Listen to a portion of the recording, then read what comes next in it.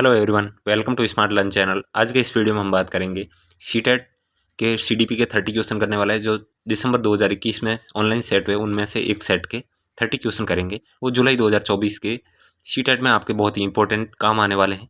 बात है कि आप इस वीडियो को पूरा देखना, एंड तक देखना, तो सारे क्वेश्चन बहुत ही डिटेल से करने वाले हैं।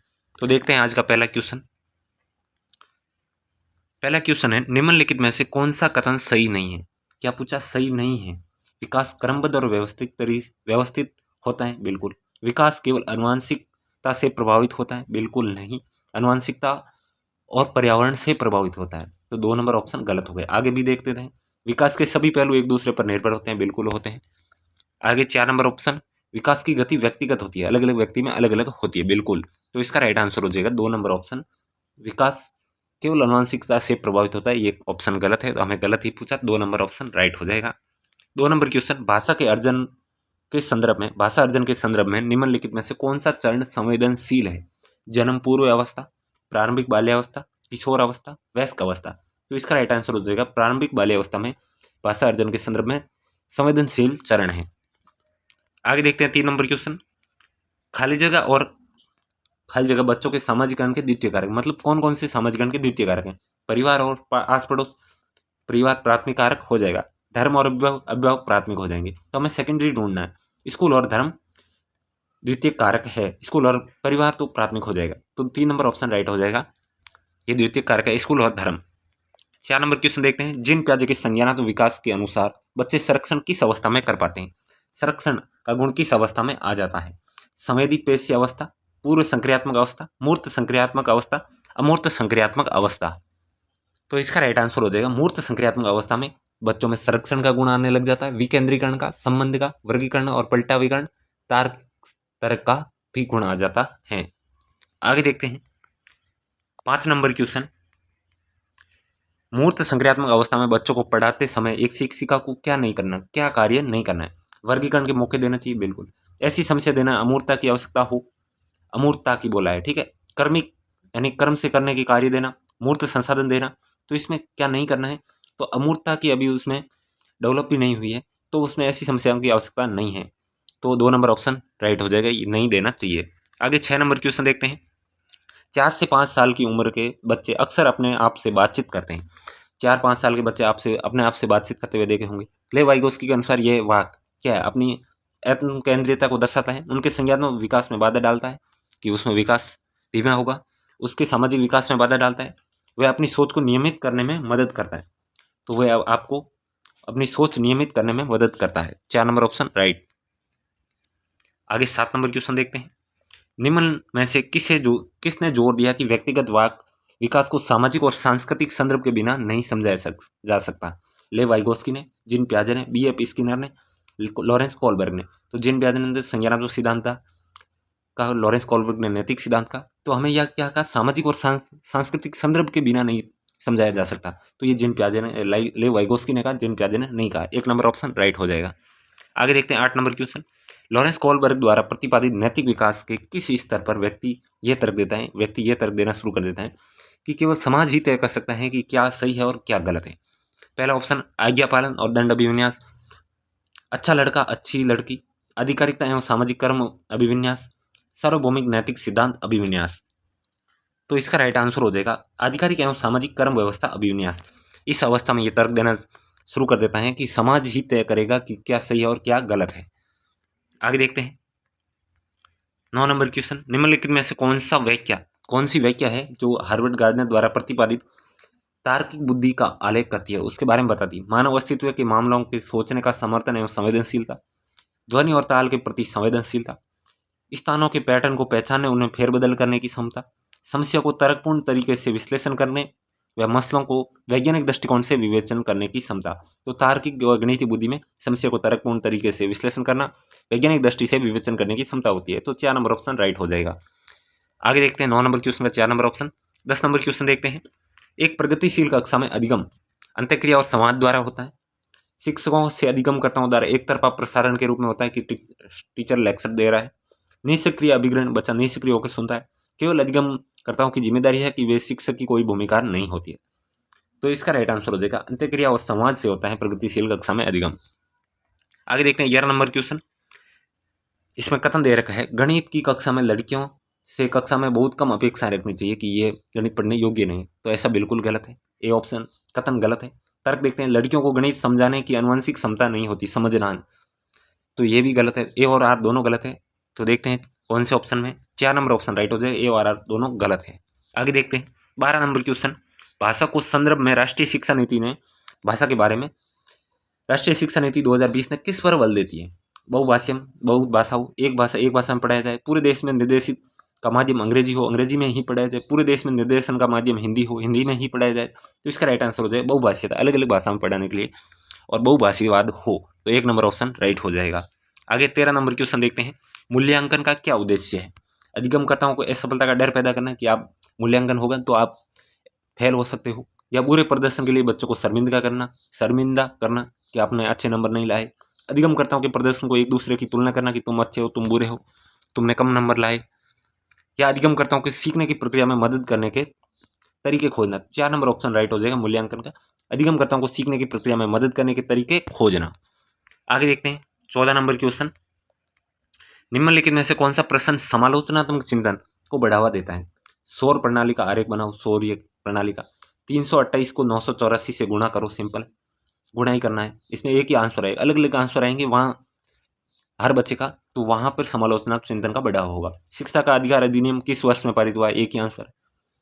शहरीकरण और वैश्वीकरण के विभिन्न सामाजिक आर्थिक स्तरों के लोगों पर अलग अलग प्रभाव के विश्लेषण करें। तो 4 नंबर ऑप्शन समालोचनात्मक चिंतन को बढ़ावा दे रहा है, तो 4 नंबर ऑप्शन राइट हो जाएगा। 15 नंबर क्वेश्चन देखते हैं, अधिगमकर्ताओं की व्यक्तिगत विभिन्नता को ध्यान में रखने के लिए एक शिक्षिका को क्या करना चाहिए? अधिगमकर्ताओं के पूरे अनुभवों की अपेक्षा करनी चाहिए, अधिगमकर्ताओं को पूरे अनुभवों को शामिल कर उनका संचय करना चाहिए, अधिगमकर्ताओं के आकलन हेतु एक समान तरीके का इस्तेमाल करना चाहिए सभी के लिए, सभी अधिगमकर्ताओं के लिए मानकीकृत पाठ्यचर्या लागू करना चाहिए।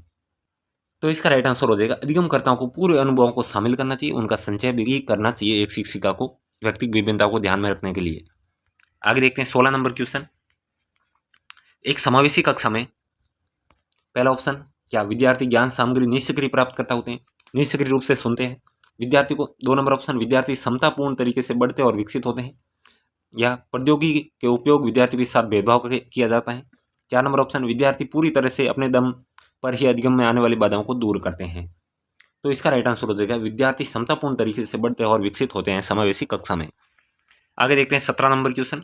आर्थिक रूप से कमजोर वर्ग के विद्यार्थियों को शिक्षा के संबंध में शिक्षा का अधिकार अधिनियम 2009 के खंड यानी धारा 12 द्वारा निम्न में से किसकी सिफारिश की गई? केवल सरकारी विद्यालय में दाखिला, निजी विद्यालय में आरक्षण, केवल व्यावसायिक शिक्षा का प्रावधान, उनके लिए अलग विद्यालय। तो इसका राइट आंसर हो जाए निजी विद्यालयों में आरक्षण 25% आरक्षण होता है।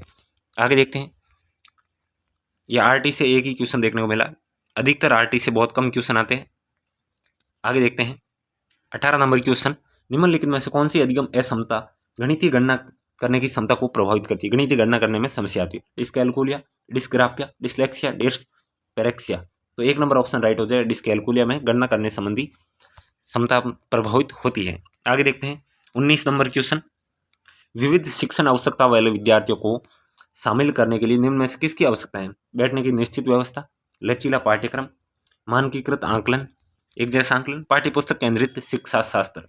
तो इसका राइट आंसर हो जाएगा लचीला पाठ्यक्रम होना चाहिए, 2 नंबर ऑप्शन राइट हो जाएगा। 20 नंबर क्वेश्चन देखते हैं, प्रतिभाशाली विद्यार्थियों की आवश्यकताओं को पूरा करने के लिए निम्नलिखित में से कौन सी एक प्रभावशाली रणनीति है? क्या रणनीति है प्रतिभाशाली विद्यार्थियों के लिए? उनसे बहुत ही सरल और आसान प्रश्न पूछे जाए, उन्हें चुनौतीपूर्ण उच्च क्रम के कार्य सौंपे जाए, जानकारी समझने के लिए अतिरिक्त समय दें, या फिर उनके सफलता के कम उम्मीदें रखें कि ये सफल होंगे या नहीं होंगे, कम उम्मीद रखना। तो इसका राइट आंसर हो जाएगा चुनौतीपूर्ण और उच्च क्रम के कार्य सौंपने चाहिए प्रतिभाशाली बच्चों को, यह रणनीति है। 21 नंबर क्वेश्चन देखते हैं, विद्यार्थियों के अधिगम को सुसाध्य करते समय शिक्षक को निम्नलिखित में से किस रणनीति से बचना चाहिए? संकल्पनात्मक मानचित्र से, खोजी अधिगम से, सहज अनुमान लगाने से, या निष्क्रिय नकल से? तो अधिगम को निष्क्रिय नकल, टीचर को निष्क्रिय नकल से बचना चाहिए, की रणनीति से बचना चाहिए। 4 नंबर ऑप्शन राइट हो जाएगा। 22 नंबर क्वेश्चन देखते हैं, अर्थपूर्ण अधिगम को सुसाध्य करने हेतु सूचना प्रसंस्करण का निम्नलिखित में से कौन सा तत्व सहायक है? गैर संदर्भीकरण, विस्तारण, उद्दीपन प्रक्रिया अनुबंध, रटकर याद करवाना। तो कौन सा तत्व सहायक है वो बताना है हमें। तो विस्तारण सहायक है, बाकी सारे सहायक नहीं है। आगे देखते हैं 23 नंबर क्वेश्चन। नया विषय पढ़ाना शुरू करने से पहले एक शिक्षक को ये जानना महत्वपूर्ण होता है। क्या क्या जानना? बच्चे पहले से क्या जानते हैं, बिल्कुल जानना महत्वपूर्ण है। सामान्य भ्रांतियाँ क्या है, वो भी जानना महत्वपूर्ण है। विषय सीखने की पूर्व अपेक्षाएं भी क्या है, वो भी जानना महत्वपूर्ण है। विद्यार्थी की पसंदीदा अधिगम शैली कौन सी है, ये भी जानना महत्वपूर्ण है। तो चारों ही जानना महत्वपूर्ण है। चारों कौन से ऑप्शन में? 4 नंबर ऑप्शन में 4 नंबर ऑप्शन राइट हो जाएगा।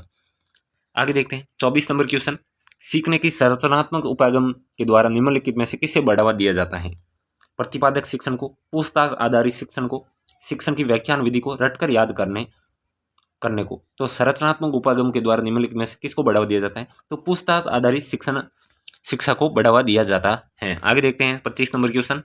25 नंबर क्वेश्चन क्या है? निम्नलिखित एक शिक्षिका विद्यार्थी को उनकी स्वयं की चिंतन प्रक्रियाओं के बारे में सोचने के लिए कह रही है। अपने आप की चिंतन प्रक्रियाओं के बारे में सोचने को कह रही है। वह विद्यार्थियों के बीच किस तरह का कौशल विकसित करने पर ध्यान दे रही है? घोषणात्मक, अधिक संज्ञानात्मक, प्रतिक्रियात्मक या शब्दार्थ? तो इसका राइट आंसर हो जाएगा अधिक संज्ञानात्मक, मेटाकॉग्निशन विकसित करना चाहती है। 2 नंबर ऑप्शन राइट हो जाएगा। 26 नंबर क्वेश्चन देखते हैं। अक्षरों की एक लंबी श्रृंखला को यादगार और सार्थक भागों में समूहित करके याद करने की रणनीति क्या कहलाती है? अलग अलग सार्थक भागों में बांटकर याद करने की क्या कहलाती है? समावेशन, खंडीकरण, अनुबंध, अधिसंज्ञान। तो उसे खंडीकरण कहेंगे, अलग अलग टुकड़ों में, जैसे ये चीज़ है इतना है तो अलग अलग टुकड़ों में बांटकर याद करना, इस रणनीति को खंडीकरण कहते हैं। 26 का 2 नंबर ऑप्शन राइट हो जाएगा। आगे देखते हैं 27 नंबर क्वेश्चन। नए स्पष्टीकरण तैयार करना, यानी नया स्पष्टीकरण तैयार करना, लक्ष्य प्राप्त करने के लिए पहले सीखे गए नियमों को सरल अनुप्रयोग से परे जाना और परिणामों का मूल्यांकन करना निम्न में से किस भाग का महत्वपूर्ण है? किसके लिए महत्वपूर्ण है? समावेशन के लिए, भ्रांतियां के लिए, समस्या समाधान के लिए, रटकर याद करने के लिए? तो इसमें सीधा ऑप्शन है समस्या समाधान के लिए महत्वपूर्ण है। 3 नंबर ऑप्शन राइट हो जाएगा। 28 नंबर क्वेश्चन देखते हैं। अभिकथन दे रखा है। ए, शिक्षक को किसी संपत्ति के संभावित विद्यार्थियों द्वारा ग्रहण, भ्रांतियां और वैकल्पिक अवधारणाओं की अपेक्षा करनी चाहिए। तो नहीं करनी चाहिए, अपेक्षा नहीं करनी चाहिए। संदर्भित और भ्रांतियों की वैकल्पिक अवधारणा नहीं करनी चाहिए। ए ऑप्शन गलत है। आर देखते हैं। भ्रांतियां अत्यधिक गलत हैं, उन्हें तर्कहीन चिंतन प्रक्रिया दर्शाती। तो बिल्कुल दोनों ही गलत हैं। दोनों गलत। कौन सा ऑप्शन सही हो जाएगा? 4 नंबर ऑप्शन सही हो जाएगा। ए और आर दोनों गलत। आगे देखते हैं 29 नंबर क्वेश्चन, सेकंड लास्ट। समयों से संबंधित समकालीन मनोवैज्ञानिक सिद्धांत संज्ञानात्मक और भावात्मक प्रक्रियाओं के संबंध में किस तरह देखते हैं? एक दूसरे को स्वतंत्र, किस किस के बारे में बताना है देख लो। संज्ञानात्मक और भावात्मक प्रक्रिया किस तरह से संबंधित? एक दूसरे से स्वतंत्र है, एक दूसरे से गुते हुए हैं, केवल भावना ही संज्ञान को प्रभावित करती है, केवल संज्ञान ही भावना को प्रभावित करता है। तो इसका राइट आंसर हो जाएगा दोनों एक दूसरे से गुते हुए हैं। आगे देखते हैं 2 नंबर ऑप्शन राइट हो।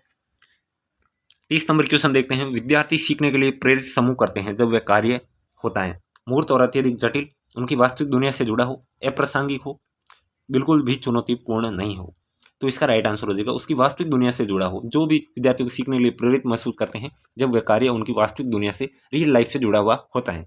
तो 2 नंबर ऑप्शन राइट हो जाएगा। ये थे 30 क्वेश्चन। वीडियो पसंद आया तो स्मार्ट लर्न चैनल को सब्सक्राइब कर देना। टेलीग्राम चैनल का लिंक डिस्क्रिप्शन में जाके ज्वाइन कर लेना और अपने दोस्तों को वीडियो शेयर कर देना। ये 30 क्वेश्चन पेपर 1 पेपर 2 दोनों के लिए इंपॉर्टेंट रहने वाले हैं। पेपर 2 के लिए जल्दी पेपर 2 के पुराने पेपर सॉल्व करेंगे। लाइक